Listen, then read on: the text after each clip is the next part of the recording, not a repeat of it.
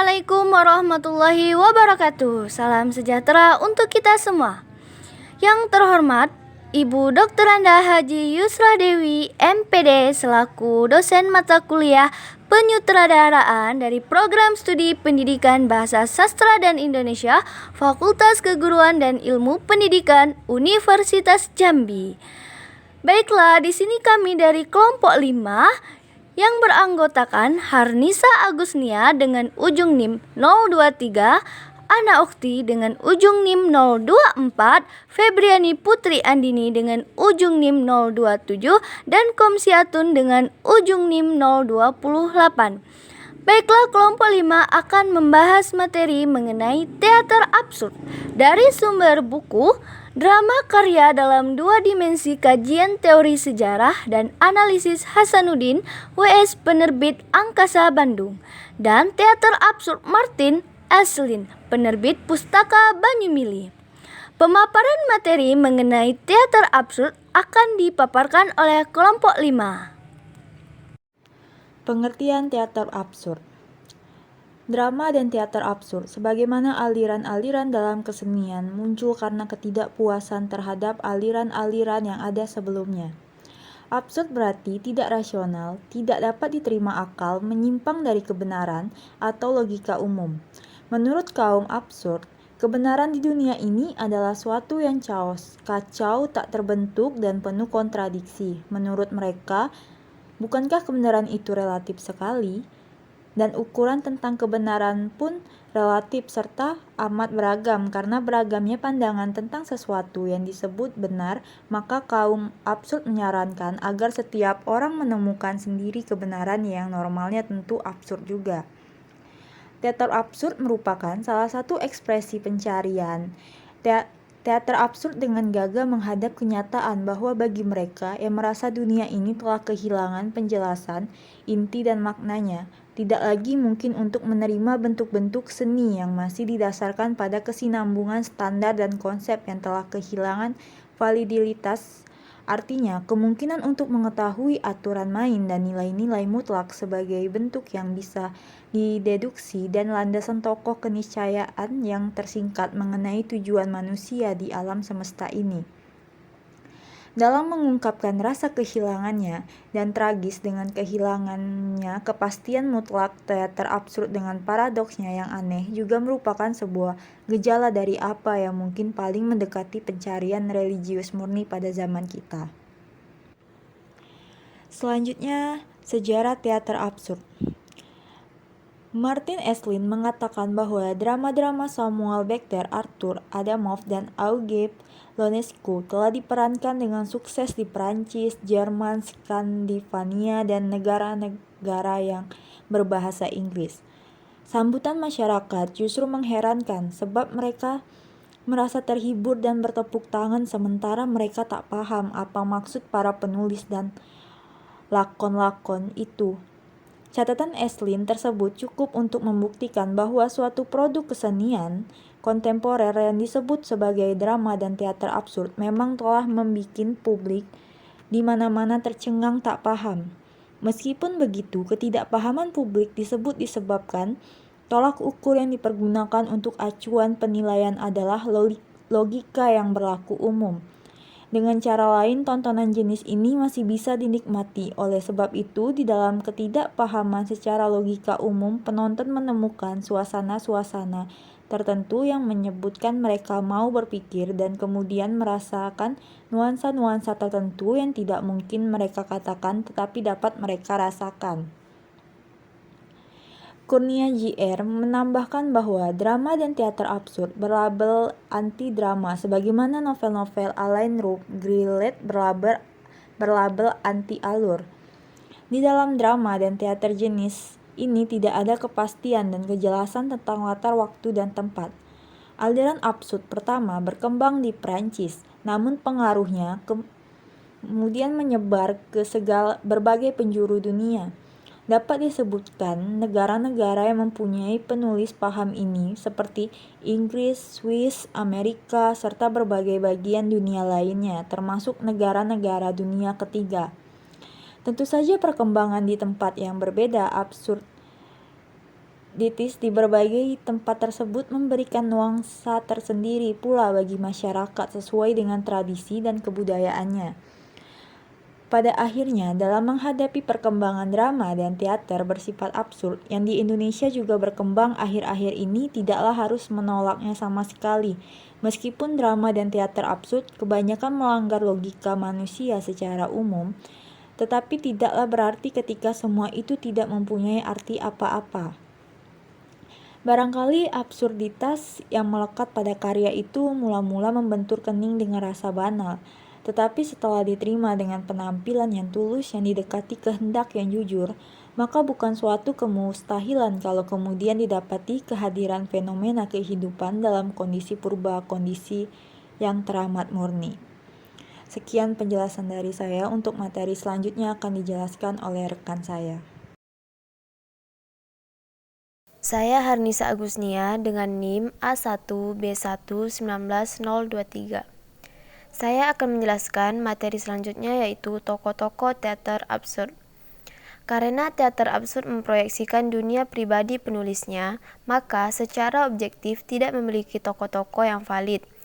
Teater ini tidak bisa menunjukkan pertentangan di antara sifat-sifat yang berbeda atau mempelajari hasrat manusia yang terjebak dalam konflik, dan karenanya tidak dramatis. Dalam pengertian umum, teater ini juga tidak bermaksud menyiksakan sebuah cerita untuk menyampaikan hikmah moral atau sosial. Karena itu, tujuan teater epik naratifnya bridge.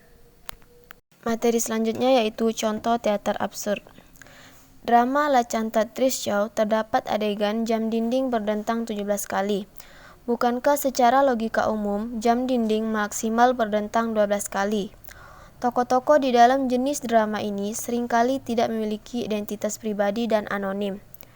Dua orang tokoh dalam drama La Cantatrice Show bertemu berbicara dengan sopan. Setelah beberapa lama, baru mereka menyadari bahwa mereka adalah suami istri yang tinggal di jalan yang sama, di gedung yang sama, apartemen yang sama, tidur di ruang dan ranjang yang sama pula. Bagaimana menjelaskan hal ini? Inilah absurditas itu. Segala hal dalam drama dan teater absurd terjadi di luar motivasi rasional dalam situasi acak dan serba tiba-tiba. Temanya menggambarkan kehidupan manusia yang tiada terperih bentuknya, seringkali berupa olok-olok dan ejekan yang tragis atau tragedi yang dibalut oleh olok-olok. Namun, begitu pada dasarnya, penulis drama absurd tetap melandaskan penciptaan karya-karya mereka pada konteks kehidupan nyata yang bisa tampak dalam keseharian. Akan timbul pertanyaan jika dilandaskan pada kehidupan nyata sehari-hari, mengapa ujaran dan dialog-dialog serta suasana drama absurd tidak berbicara secara jelas kepada penikmat? Pertanyaan itu tidak harus begitu, tetapi ketidakmengertian terhadap drama dan teater absurd harus menyebabkan munculnya pemahaman cara lain bagi teater itu. Konsep absurdisme. Konsep yang amat dekat hubungannya dengan konsep absurdisme adalah suatu aliran filsafat manusia yang dikenal dengan aliran filsafat eksistensialisme. Drama dan teater yang pada masa sekarang disebut sebagai drama dan teater absurd pada awalnya disebut drama dan teater eksistensialisme.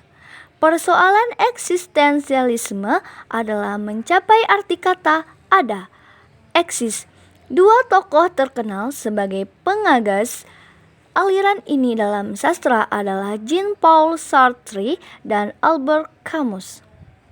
Unsur-unsur teater absurd. Unsur teater abstrak murni dalam teater absurd merupakan suatu aspek sikap anti-literar. Meninggalkan bahasa sebagai suatu alat ekspresi, lapis-lapis makna terdalam. Dalam pemanfaatan lakuan ritual, murni, dan distilir jenet. Dalam pengembangbiakan benda-benda pada karya-karya. Lenosco, rutinitas musik Hal dengan topinya dalam Waiting for Godot, eksiternalisasi sikap para tokoh dalam naskah-naskah awal Adomov, dalam berbagai usaha Tardieu untuk menciptakan teater dari gerak dan bunyi semata, maupun dalam naskah-naskah balet dan permainan mimik, Basquiat dan Lenosco. kita menjumpai kembali titik balik pada bentuk-bentuk awal teater nonverbal. Baiklah, materi selanjutnya yaitu perbedaan teater absurd dengan teater tragedi Yunani kuno. Perbedaannya adalah bahwa dalam tragedi Yunani kuno maupun komedinya dan juga naskah misteri abad pertengahan serta auto-sakramental barok, realitas mutlak pada umumnya diketahui dan diterima secara universal sebagai sistem metafisika.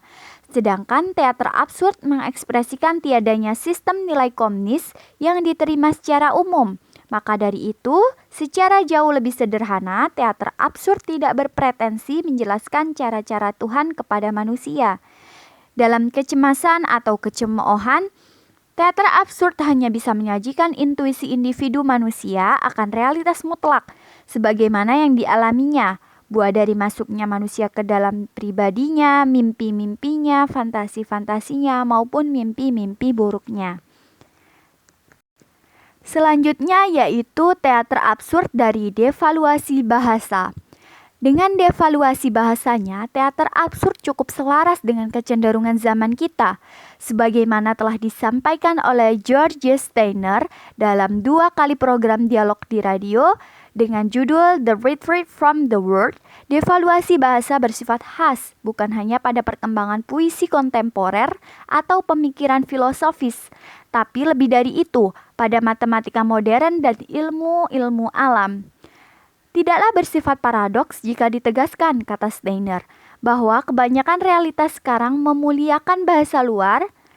Banyak wilayah pengalaman bermakna yang kini menjadi milik bahasa nonverbal seperti rumus matematika dan simbolisme logis. Materi yang terakhir yaitu teater absurd di mata penonton.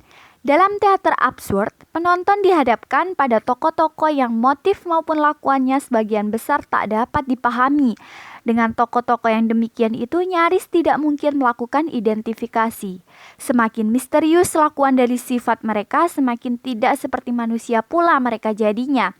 Sehingga semakin sukar pula memandang dunia dari sudut pandang mereka. Tokoh-tokoh yang tidak mampu diidentifikasi penonton tak pelak lagi menjadi bersifat komik. Jika kita mengidentifikasikan diri dengan tokoh farce yang celananya melorot, maka kita tidak akan merasa malu dan terlecehkan. Namun demikian, jika kecenderungan kita untuk melakukan identifikasi dia lagi dengan cara menciptakan tokoh yang aneh, maka kita akan menertawakan berbagai kesukaran yang dialami tokoh itu. Kita melihat apa yang terjadi padanya dari luar bukan dari sudut pandangnya karena motif-motifnya tidak dapat dipahami dan sifat kelakuan tokoh dalam teater absurd yang seringkali tidak dapat dijelaskan dan misterius secara efektif menghalangi identifikasi. Maka teater semacam ini menjadi teater komik kendati sebenarnya persoalan yang diangkat menyedihkan, keras, dan getir. Itulah sebabnya teater absurd mentransendensikan kategori komedi dan tragedi sekaligus memadukan antara tawa dan kengerian. Terima kasih.